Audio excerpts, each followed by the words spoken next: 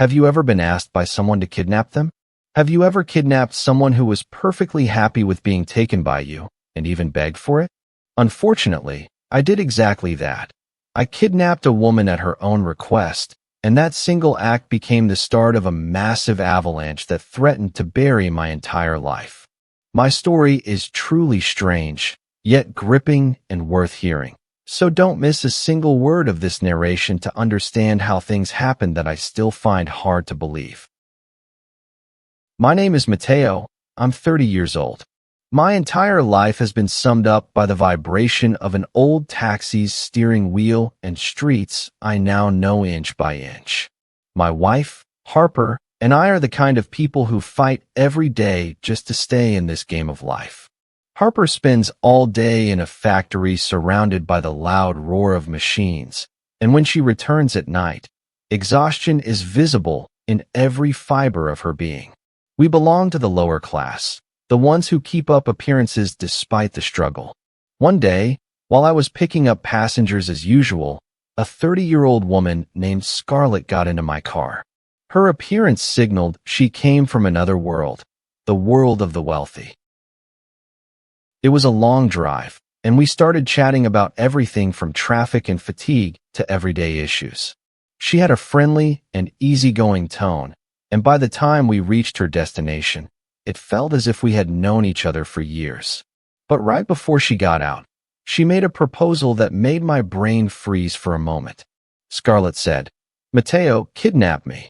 If you do this, I'll give you $5,000 in cash right now." I was shocked. I thought she was joking or that it was a prank. I asked why.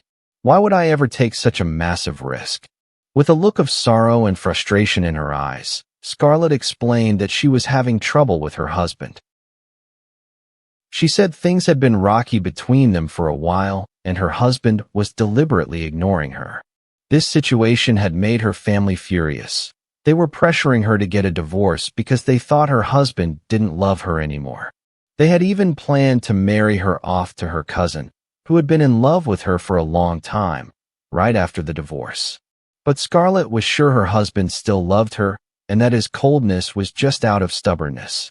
She wanted to prove to everyone that her husband would still fight for her.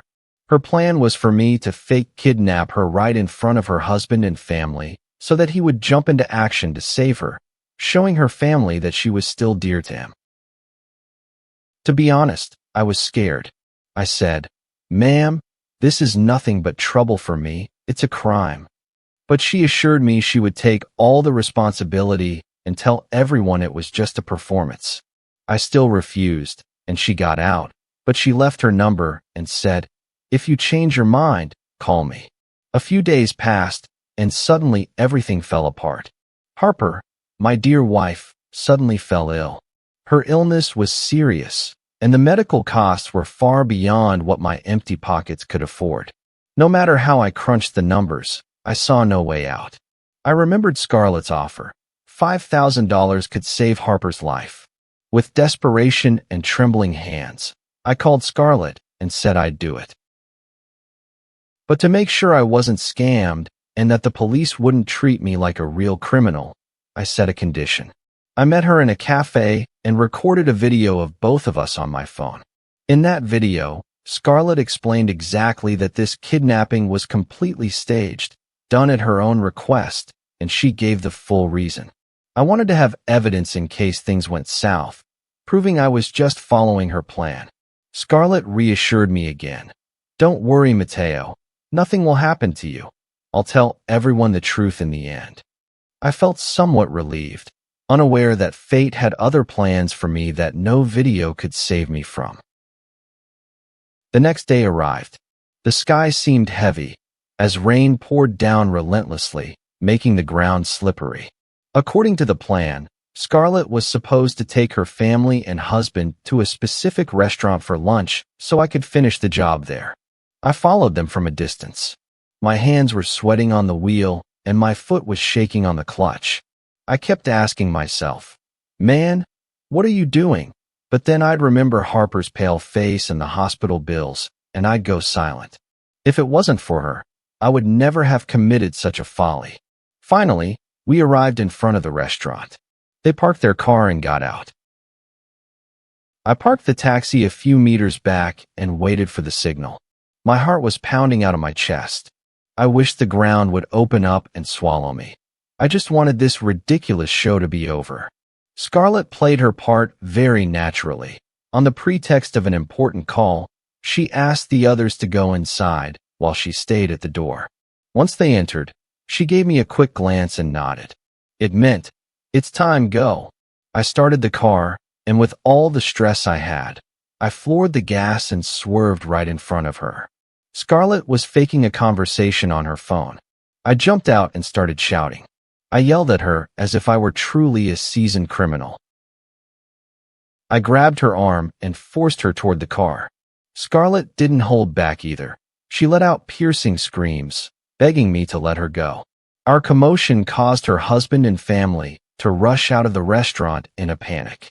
To make everything look more realistic, I pulled out the plastic handgun I had bought and screamed at Scarlett.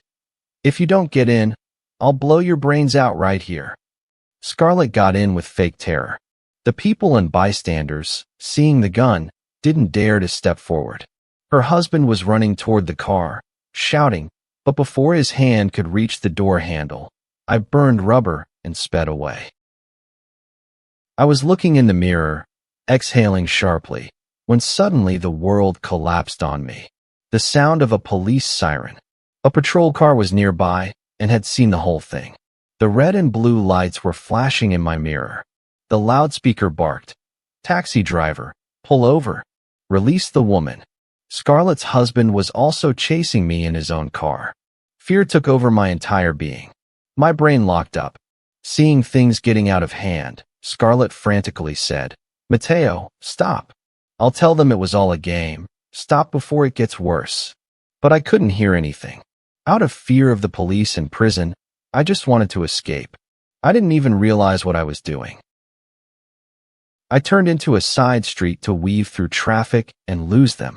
My speed was high and the asphalt was as slippery as soap. In a sharp turn, the wheels lost grip. The sound of screeching tires, and then everything went into slow motion. I lost control of the steering, the car spun several times, and then with a massive crash, we flipped. The world spun around me, the sound of shattering glass and crushing metal. After that, I felt nothing, total darkness.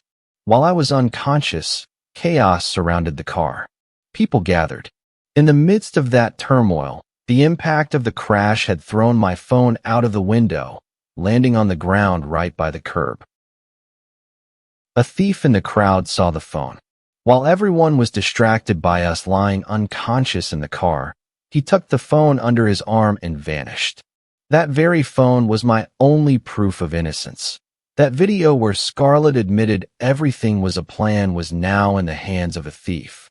Meanwhile, we were being taken to the hospital by ambulance, and I had no idea what had happened to my evidence. When I opened my eyes, the first thing I noticed was the sharp smell of alcohol and the constant beeping of hospital monitors. The white ceiling was spinning. I didn't understand where I was or what had happened. I just felt like my left arm had been crushed under a truck. I was groggy from the anesthesia, and everything felt like a nightmare. A police officer, who seemed to have been waiting hours for me to wake up, was standing over me.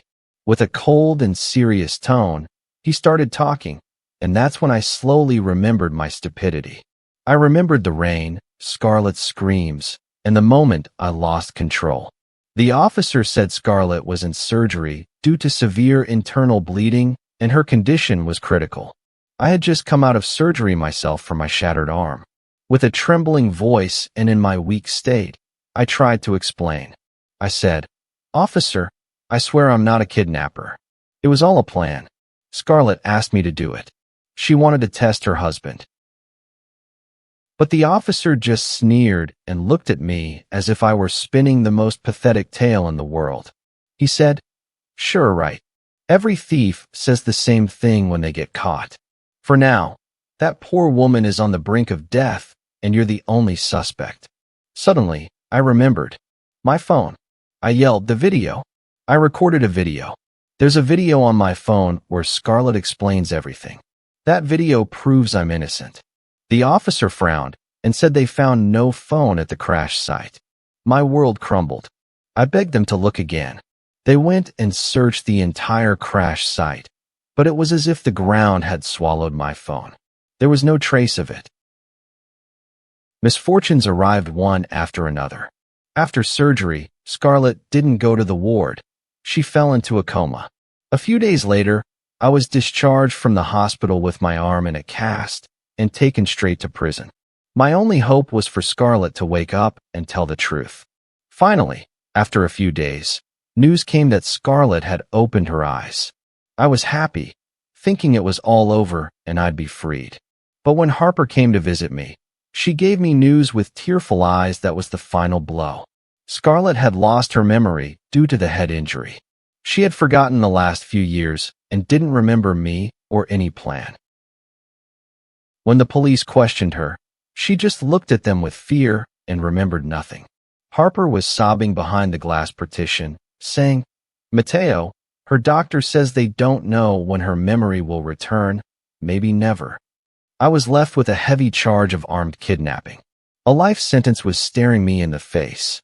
My only way out was that cursed phone.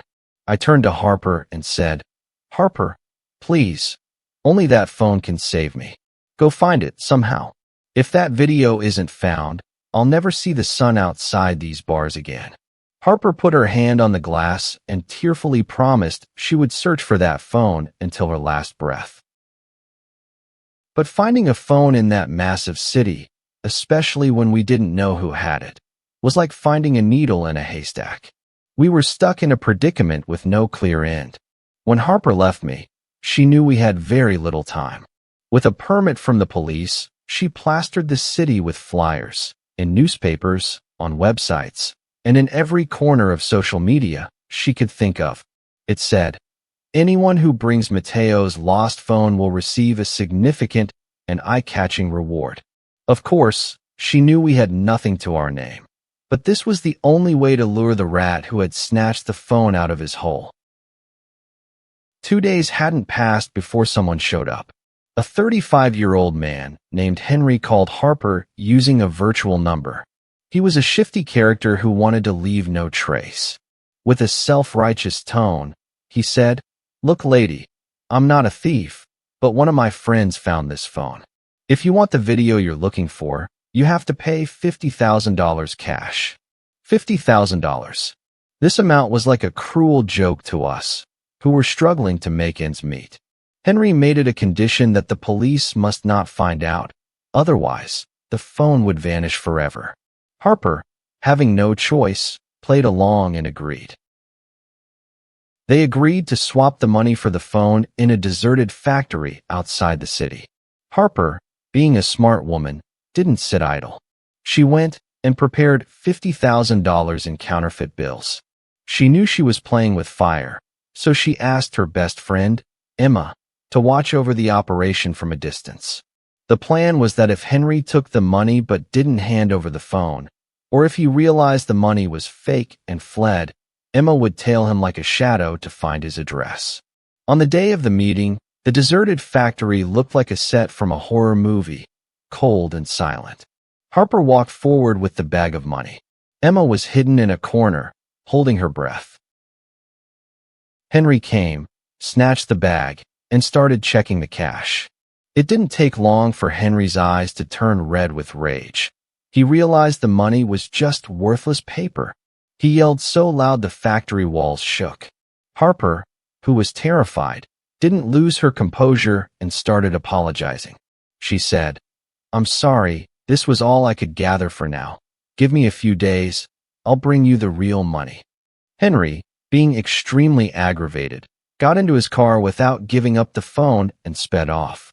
But he didn't know that Emma was behind him like a shadow. Emma followed him from a great distance so Henry wouldn't get suspicious, and finally reached his house. When she gave the address to Harper, Harper started keeping watch. She monitored him for a day or two and realized that Henry, despite his criminal appearance, had a wife and 2 young children who seemed to have no idea what their father was up to. That's when Harper realized Henry's weakness.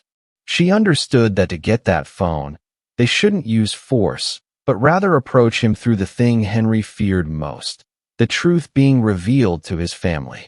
Harper came up with a new plan, a clever scheme to put Henry in a vice with no way out. Emma, Harper's best friend, was the caretaker of a magnificent and luxurious mansion. Right during those days, Emma's employer went on a long business trip abroad and left the mansion and high-end cars in Emma's care. Harper saw this as the perfect opportunity and devised a foolproof plan. She told Emma, "You have to pose as a wealthy, elite woman and cross Henry's path. You must tempt him so much that the greed for wealth drives him out of his mind." Emma agreed. Dressed in expensive clothes and driving her employer's luxury car, she appeared before Henry as if she were the Queen of California. Henry, an opportunist, was immediately smitten by Emma. Emma took him to the mansion and large companies under various pretexts, and Henry, believing he had met a billionaire woman, saw himself owning that wealth in his dreams.